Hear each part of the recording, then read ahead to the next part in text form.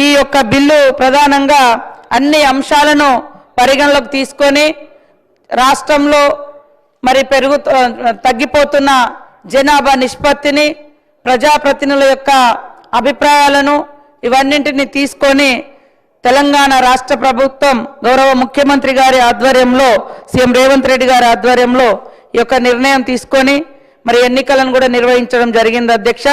ఇద్దరు పిల్లల పరిమితిని ఎత్తివేస్తూ ఈ అన్ని అంశాలను పరిశీలించిన తర్వాతనే మనం ఈ నిబంధనలను సవరించాం అధ్యక్ష. 2018-19లోనే తెలంగాణలో నూతన పంచాయతీ చట్టం వచ్చింది. అప్పుడు మున్సిపాలిటీ చట్టం కూడా వచ్చింది అధ్యక్ష.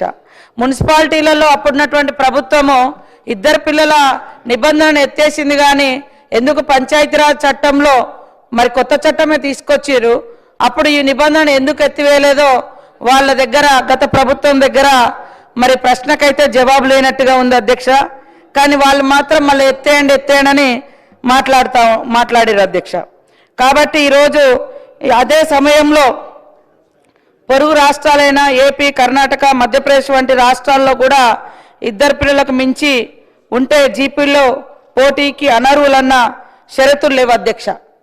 కాబట్టి గ్రామీణ ప్రాంత ప్రజల ఆకాంక్షలు, ప్రజల అభిప్రాయాలు, కోర్టు కేసులు, జనాభా తగ్గుదల వంటి కారణాలు ఇవన్నింటినీ దృష్టిలో పెట్టుకొని ఈ ఎలక్షన్లో పోటీకి ఇద్దరు పిల్లలు మించి ఉంటే మరి అనర్హులు అనేటువంటి నిబంధన తీసేసి మన యొక్క ప్రభుత్వం అందరి అభిప్రాయాలను గౌరవించి రాష్ట్ర ప్రయోజనాలను దృష్టిలో పెట్టుకొని మరి 1:7 లాగా ఉండేటువంటి పాపులేషన్ ఉంటే రాబోయే తరాలు అంతరించిపోయే ఉంటుంది జనాభా తగ్గుదల మూలంగా. కాబట్టి ఆ నిష్పత్తిని పెంచాలనే లక్ష్యంతో కూడా రాష్ట్ర ప్రయోజనాలు, సమాజ ప్రయోజనాలు, తెలంగాణ ప్రయోజనాలను దృష్టిలో పెట్టుకొని ఈ యొక్క పంచాయతీరాజ్ చట్టం సవరణ చేయడం జరుగుతూ మేము ముందుకు ఈ బిల్లు తీసుకురావడం జరిగింది అధ్యక్ష. సూటిగా చెప్పాలంటే అధ్యక్ష, రాజకీయ వెసులుబాటు కోసం ఇద్దరు పిల్లలు ఆ పైబడి ఉన్న ఎంతమంది ఉన్నా సరే ఎలక్షన్లో రేపు స్థానిక సంస్థల్లో పోటీ చేయొచ్చు అనేది దీని సారాంశం మొత్తం మీద.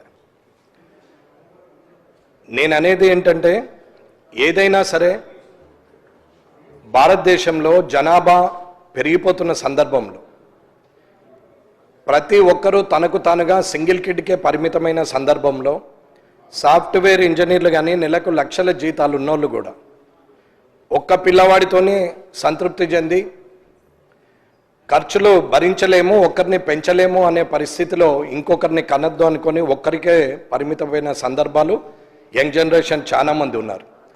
అటువంటిది వేలల్లో సంపాదన ఉన్నటువంటి గ్రామీణ ప్రాంతాల్లో ఇద్దరు కాదు, ముగ్గురు కాదు, నలుగురున్నా పర్వాలేదు, వనరులు ఉన్నాయి, ఆర్థిక సామర్థ్యం ఉంది, అందరికీ పోషించగలే శక్తి ఉంది గ్రామీణ ప్రాంతంలో. కాబట్టి వారందరూ కూడా అన్లిమిటెడ్గా పిల్లల్ని కనొచ్చు అనేది దీని సారాంశం.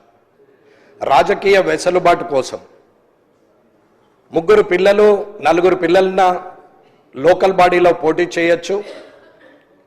కాబట్టి గత ప్రభుత్వము మున్సిపల్లో ఎత్తేసింది, మేము ఇప్పుడు పంచాయతీరాజ్ చట్టంలో ఈ స్థానిక సంస్థల్లో కూడా మేము ఎత్తేస్తున్నామని చెప్తున్నారు. ఏది ఏమైనా భవిష్యత్తును దృష్టిలో పెట్టుకొని, భారతదేశ జనాభాను దృష్టిలో పెట్టుకొని నియంత్రణ పాటించాల్సిన సందర్భంలో రాజకీయ వెసులుబాటు కోసము ఇలాంటి కార్యక్రమం చేయడం అనేది ఇది సభ్యత కాదు అని నేనైతే అనుకుంటున్నాను. ఇది నా అభిప్రాయం.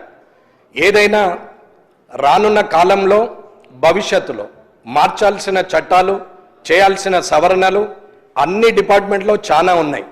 కానీ ఒక రాజకీయంగా రేపొద్దున పోటీ చేసే అర్హతని, దాన్ని హైకోర్టు ఆర్డర్ని దృష్టిలో పెట్టుకొని 1.7 జనాభా ఉన్నది కాబట్టి, అంటే సంతానోత్పత్తి ఉన్నది, అది 2.1కి పోతే బాగుంటుంది అని చెప్పి తిరిగి ముందుకు వెళ్ళే ప్రయత్నం చేయడం అయితే, నేను పుట్టి 55 సంవత్సరాలు అయింది.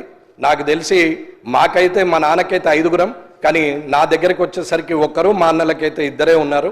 కాబట్టి రానున్న ఇక్కడున్న సభ్యులు కానీ, ఇక్కడున్నటువంటి అధికారులు కానీ, ఎంత పెద్ద స్థాయిలో ఉన్నటువంటి వ్యక్తులు కానీ ఒకరో ఇద్దరికో పరిమితమైన సందర్భంలో ఇవాళ ఎంతమందినైనా కనొచ్చని రాజకీయ ఆలోచనలు చేయడం అయితే ఇది పద్ధతిగా లేదనేది నా అభిప్రాయం. కాబట్టి తిరిగి ప్రభుత్వం దీన్ని పునరాలోచించి జనాభా నియంత్రణకు కావాల్సిన అన్ని ఏర్పాట్లను చేయాలి, కానీ రాజకీయ వెసులుబాటుకు రాజకీయంగా ఎదుగుదల కోసము ఇలాంటి కార్యక్రమాలు చేయడము బాగుండదు. రేపు ప్రొద్దున శాసనసభలో కూడా, రేపు పార్లమెంట్లో కూడా ఇట్లాంటి చట్టాలు చేస్తే ఇక భారతదేశంలో భూమి కరువై పక్క దేశంలో బతకాల్సిన పరిస్థితికి దిగజారిపోతుంది. వనరులు కూడా ఎవరికి అందుబాటులో ఉండవు. ఇలాంటి పరిస్థితి రావడం, దీనికి ప్రభుత్వము మద్దతు తెలపడం అనేది నేనైతే ఒప్పుకోవట్లేదండి. ఇది సరైన పద్ధతి కాదు. తిరిగి పునరాలోచించాలని మీ ద్వారా ప్రభుత్వానికి విన్నవించుకుంటున్నాను. శ్రీ కూనమనేని సాంబశివరావు గారు. Thank you sir. ఈ ఇద్దరు పిల్లలు హిట్ టీవీ యాప్, ఇందులో short news, live news, entertainment shows, movies, digital magazines తో పాటు మీ జిల్లా వార్తలను కూడా ఫ్రీగా చూడొచ్చు. ఇంకెందుకు ఆలస్యం, వెంటనే హిట్ టీవీ యాప్ ని డౌన్లోడ్ చేసుకుని ఫ్రీగా ఎంటర్టైన్మెంట్ పొందండి. Hit TV app. Hit TV app. Please download Hit TV app. Hit TV యాప్ని ఫ్రీగా డౌన్లోడ్ చేసుకొని ఎంజాయ్ చేయండి. మీకు నచ్చిన ఎంటర్టైన్మెంట్ కోసం హిట్ టీవీ యాప్ ని ఫ్రీగా డౌన్లోడ్ చేసుకుని ఎంజాయ్ చేయండి. హిట్ టీవీ యాప్ని డౌన్లోడ్ చేసుకుని ఆస్వాదించండి, ఆశీర్వదించండి. ఇంతమంది సెలబ్రిటీలు హిట్ టీవీ యాప్ ని డౌన్లోడ్ చేసుకోండి అని చెప్తున్నారంటే ఎంత మంచి యాప్ ఆలోచించండి.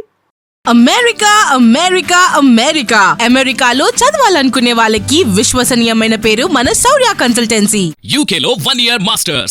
UK లో 1 year masters. 2 years work permit up to 5 years visa. Contact Saurya Consultancy.